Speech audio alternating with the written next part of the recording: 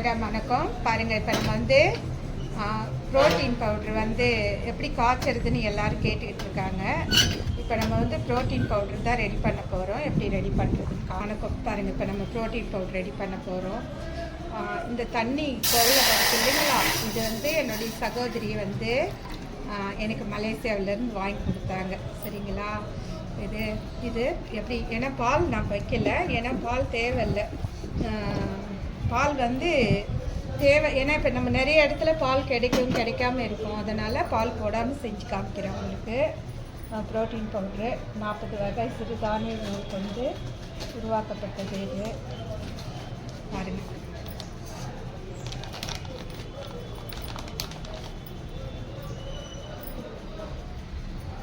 பாருங்கள் இப்போ வந்து எவ்வளோ ரெடி பண்ணுறோம். ஒரு கரடி எடுக்கிறோம் இல்லையா, தண்ணியில் தான் போட்டு இது பண்ணணும்.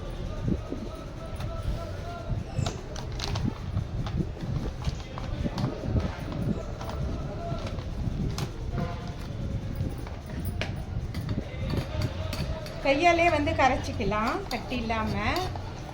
ஏன்னா இது எதுக்காக இந்த வீடியோ போடுறேன்னா, நிறைய பேர் கேட்குறாங்க இது வந்து ரெடி பண்ணுறத காமிங்க, எப்படி யூஸ் பண்ணுறது அப்படின்னு கேட்டுக்கிட்டு இருக்காங்க. சைராம் பாருங்கள்,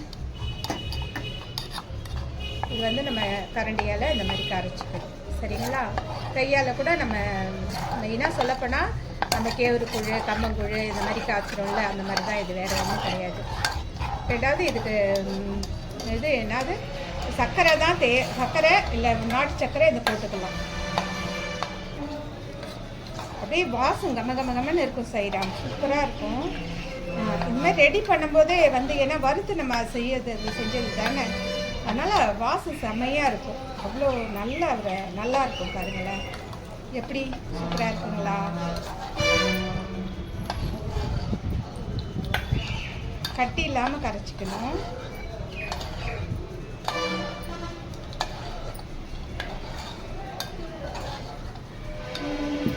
இப்போ நம்ம வந்து நாட்டு சர்க்கரை நான் போடலை, இப்போ வந்து சர்க்கரை மட்டும் போட்டுக்கிறேன்.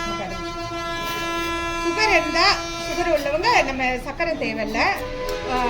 என்ன போடலான்னா உப்பு போட்டுக்கலாம். சரிங்களா, உப்பு போட்டு காய்ச்சி குடிச்சிக்கலாம்.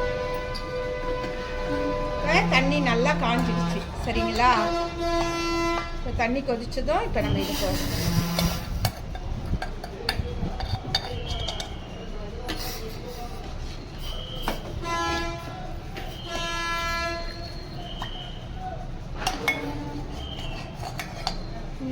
முழுக்க சிறுதானியங்களில் கொண்டு உருவாக்கப்பட்டது.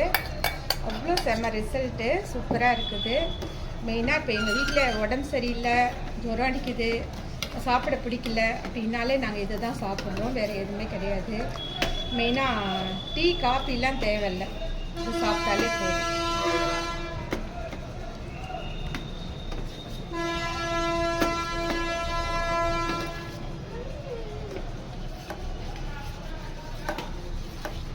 எவ்வளோ டைம் பார்த்தீங்களா, ஒரு 5 நிமிஷத்தில் ரெடி ஆயிடுச்சு.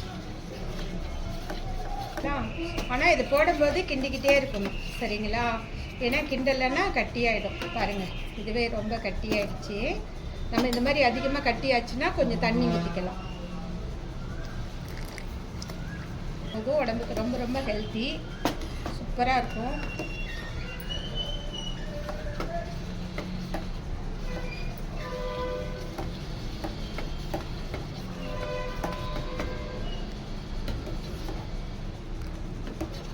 அவ்வளோதான், ரெடி. ஸ்டவ் ஆஃப் பண்ணிடலாம். சரியா,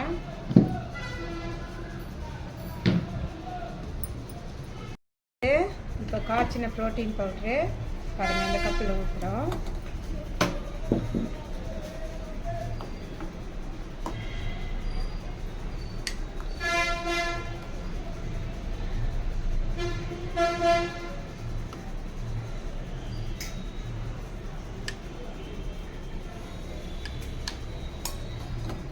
பாருங்கள் எப்படி இருக்கு பார்த்தீங்களா. சரி பாருங்கள், நம்ம வச்சாச்சு. ப்ரோட்டீன் பவுட்ரு ரெடி ஆகிடுச்சு. இதை எப்படி நம்ம இறக்கி வச்சுக்கலாம். நான் எதுக்காக வீடியோ போடுறேன்னா பாருங்கள், ப்ரோட்டீன் பவுடருக்காக வீடியோ போடுறேன். சரிங்களா? இப்போ பாருங்க, அப்பாவுக்கும் நம்ம கொடுக்கலாமா பாருங்க. அப்புறம் பயங்கர சூடாக இருக்குது. இந்த வீடியோ வந்து நம்ம ப்ரோட்டீன் பவுடருக்காக நம்ம ரெடி பண்ணுற வீடியோ ரொம்ப நாளாக நான் போடணும்னு நினச்சிட்டு இருந்தேன். ஆனால் போட முடியல. இன்றைக்கி தான் நான் எடுத்திருக்கேன். பாருங்கள், இது வந்து காய்ச்சும் போதே பார்த்தீங்கன்னா அவ்வளோ ஒரு சூப்பராக இருக்கும். அவ்வளோ ஒரு வாசம் கம்மன்னு இருக்கும். நம்ம டீ காஃபி நமக்கு எதுவுமே தேவையில்லை. ஒரு சர்க்கரை, இதுக்கு பாலே நான் கலக்கலை, ஏன்னா பால் தேவையில்லை. பால் இல்லாமல் குடிச்சாலே சூப்பராக இருக்கும்.